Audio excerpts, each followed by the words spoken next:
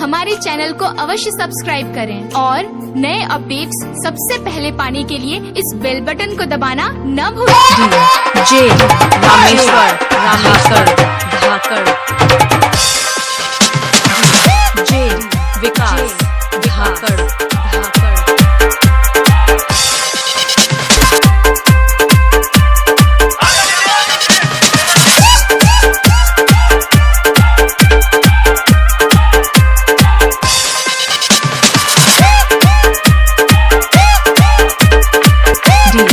जे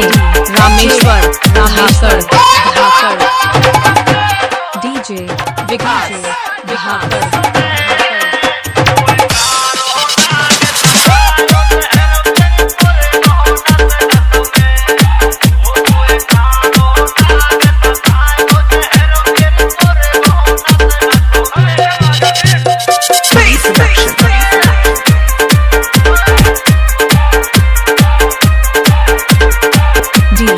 जे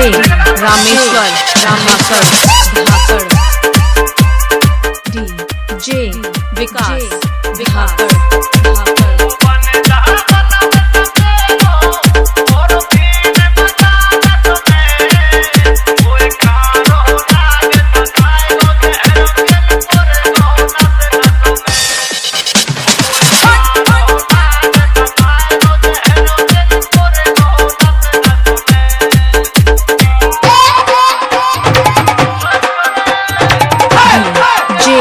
रामेश्वर उदित प्रोडक्शन निमराना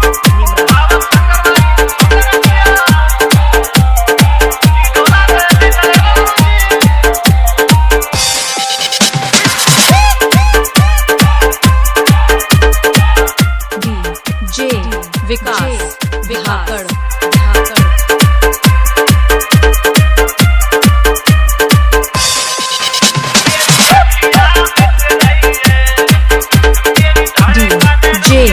रामेश्वर धाकड़ संदोकदा